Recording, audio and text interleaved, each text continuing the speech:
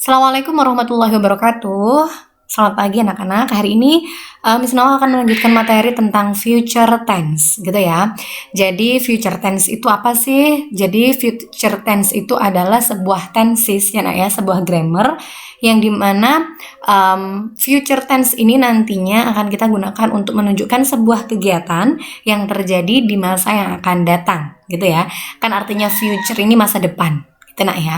Oke, selanjutnya ada 3 hal yang akan kita pelajari untuk bab 3 ini ya. Ada yang namanya future simple, future continuous, dan future perfect. Setelah ini akan kita lihat perbedaannya selain pada rumusnya will plus verb 1, will plus be plus verb ing, dan will plus have plus verb 3, ternyata ada beberapa perbedaan di antara ketiganya, gitu ya.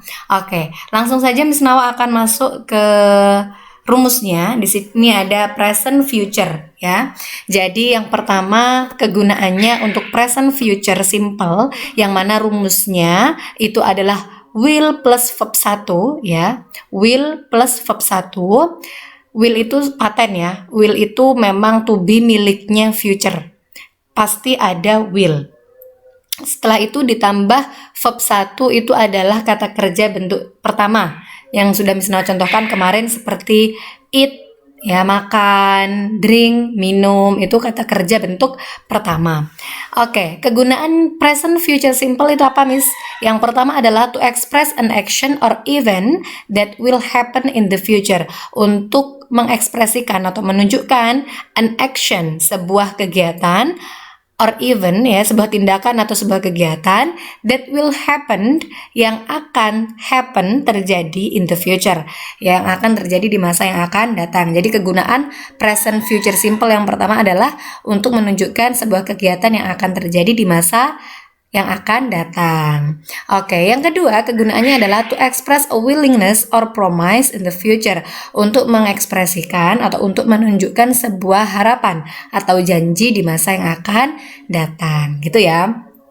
Oke, yang kedua ada yang namanya present future continuous yang mana rumusnya will ketambahan be dan ketambahan verb ing, gitu ya. Kenapa sih kok continuous ya? Karena kalau sudah ada kata-kata continuous, pasti yang awalnya verb 1 berubah menjadi verb ing, ya nak ya. Kalau continuous pasti ada verb ing. Verb ing itu apa? Verb ing itu adalah kata kerja bentuk pertama yang ditambahi ing belakangnya. Contoh misalnya tadi verb 1 drink. Ya, kalau dia berubah menjadi verb ing, maka berubah menjadi drinking, gitu ya. Oke, kegunaan untuk present future continuous ini sendiri to express an action or event that is in progress at a particular time in the future, untuk mengekspresikan sebuah kegiatan yang terjadi atau yang sedang berlangsung ya di waktu tertentu di masa yang akan datang, gitu ya. Jadi kegunaannya ya, kalau yang pertama tadi untuk menunjukkan sesuatu di masa yang akan datang, gitu ya. Ini waktunya lebih umum, nak. Jadi perbedaan dari present future simple yang A sama yang B ini sama present future continuous ini adalah di penggunaan waktunya. Kalau present future simple ini waktunya itu lebih umum. Jadi misalnya Miss Nawa membuat kalimat seperti ini. Saya akan pergi ke sekolah besok pagi. Gitu ya. Saya akan pergi ke sekolah besok pagi. Nah, ini merupakan kalimat present future simple yang mana keterangan waktunya besok pagi itu kan banyak ya. Ya pokoknya besok pagi, entah jam 7, entah jam 8, entah jam 9, itu masih dikatakan pagi. Akan tetapi kalau present future continuous itu menunjukkan waktunya itu lebih spesifik lagi, lebih khusus lagi. Contoh, Miss Nawa akan pergi ke sekolah besok pukul 7 pagi. Nah, itu masuk yang present future continuous karena waktunya lebih spesifik ya. Kalau present future simple waktunya lebih umum. Ya besok pagi pokoknya, gitu ya. Entah itu jam 7, 8, 9 ya terserah, yang penting pokoknya besok pagi. Nah, itu masuk yang present future simple. Kalau menunjukkan jam jam 7 pagi, jam 8 pagi, atau jam 9 pagi, itu berarti masuk yang present future continuous. Seperti itu ya. Oke, yang ketiga ada yang namanya present future perfect. Apa sih present future perfect itu? Present future perfect itu ada rumusnya will plus have plus verb 3 gitu nak ya. Kegunaannya untuk apa? Untuk mengekspresikan an action or event, sebuah tindakan that has finished for a period of time before a particular time in the future. Jadi untuk mengekspresikan sebuah kegiatan atau kejadian gitu ya, yang sudah berlangsung atau yang sudah selesai di waktu tertentu sebelum kejadian lain terjadi gitu ya, di masa yang akan datang. Oke. Bisa dibedakan ya. Jadi untuk yang pertama ini, untuk present future simple ini untuk menunjukkan waktu yang akan kita lakukan di masa yang akan datang ya, tapi waktunya itu lebih umum. Kalau yang kedua, yang B, present future continuous, itu untuk menunjukkan sebuah kegiatan yang akan kita lakukan dan sedang kita lakukan di masa yang akan datang, akan tetapi waktunya lebih spesifik lagi, lebih khusus lagi, menyebutkan kata waktunya itu jam berapa, lebih detail gitu ya. Kalau yang ketiga, untuk present future perfect ini untuk menunjukkan sebuah kegiatan yang akan sudah kita lakukan di masa yang akan datang sebelum kejadian lain terjadi. Jadi maksudnya kalau yang ketiga ini, kalau present future perfect itu kamu tuh udah tahu gitu loh nak, kamu tuh akan berakhir melakukan hal itu kapan. Contoh seperti ini kalimatnya.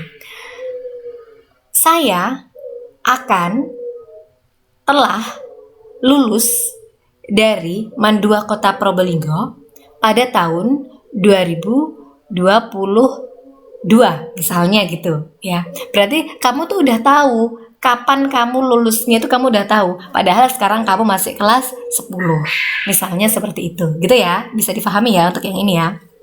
Oke, kita langsung masuk ke usage atau patterns, yang mana penggunaan rumusnya.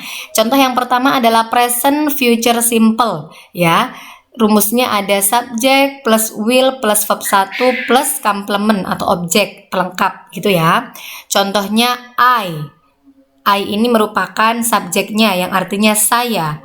Will ya, rumusnya study. Study ini verb 1, kata kerja bentuk pertama yang artinya belajar.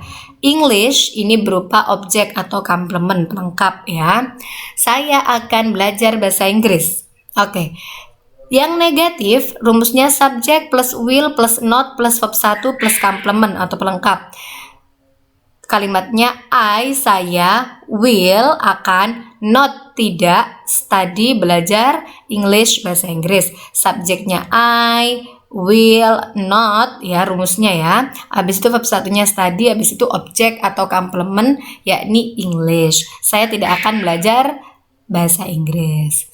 Setelah itu kalimat yang tanda tanya ini namanya kalimat interrogatif ya nak ya. Yang mana kalau kalimat interrogatif itu mesti kalimat pertanyaan. Will-nya berada di depan, baru kemudian subjek, baru kemudian verb 1, baru kemudian objek atau komplement.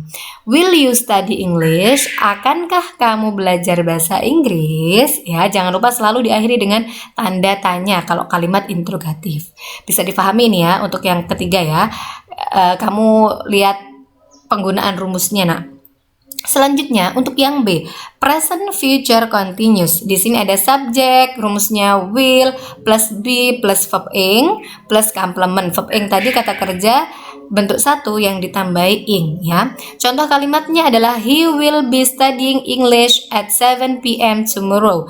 Dia laki-laki itu menjadi subjek ya, he, setelah itu will, setelah itu rumusnya be, setelah itu ada studying, yang mana studying ini adalah verb yang ketambahan ing belakangnya. Loh, study kan awalnya, study ketambahan ing. Setelah itu ada complement, complement ini Englishnya, objeknya at 7 p.m. tomorrow, itu merupakan keterangan waktunya ya. Kalau keterangan waktu dalam bahasa Inggris namanya adverb of time ya, keterangan waktu. Dia laki-laki akan sedang belajar bahasa Inggris pada pukul 7 besok gitu ya. Terus ini kalimat negatifnya, he will not be studying English at 7 p.m. tomorrow. Dia tidak akan belajar bahasa Inggris pada pukul. Yang ketiga, will he be studying English at 7 p.m. tomorrow? Akankah dia laki-laki sedang belajar bahasa Inggris besok pukul 7 besok gitu ya. Yang ketiga, present future perfect. Ini ada subjek will plus have plus verb 3 plus complement ya. Subjeknya di sini ada they yang mana artinya mereka, will rumusnya have, setelah itu played ya. Verb 3 itu yang belakangnya berakhiran ed. Gitu nak ya. Contohnya misalnya ini kan awalnya play ini verb 1, habis itu dikasih ed belakangnya, ini verb 3. They will have played football for 30 minutes by the time you come. Jadi mereka akan bermain sepak bola selama 45 menit ketika kamu datang. Setelah itu, they will not have played football for 45 minutes by the time you come.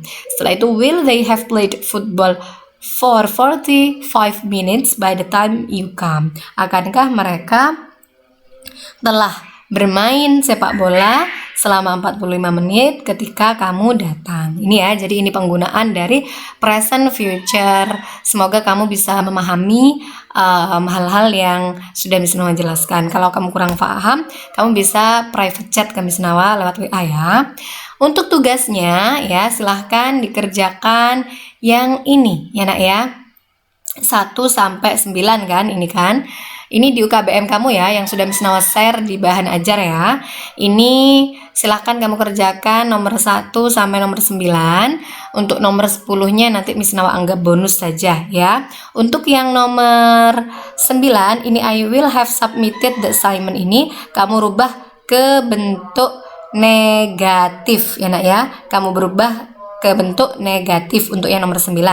Jadi berubahlah kalimat-kalimat ini sesuai dengan tanda yang ada di sebelah kanan. Jadi nomor 1 ini kamu ganti ke kalimat negatif, nomor 2 ini kamu ganti ke kalimat positif gitu ya. Silahkan kamu rubah sesuai dengan rumus yang ada di sini. Oke, nanti kamu kumpulkan di e-learning nak ya. Miss Nawa tunggu maksimal minggu depan. Terima kasih. Wassalamualaikum warahmatullahi wabarakatuh.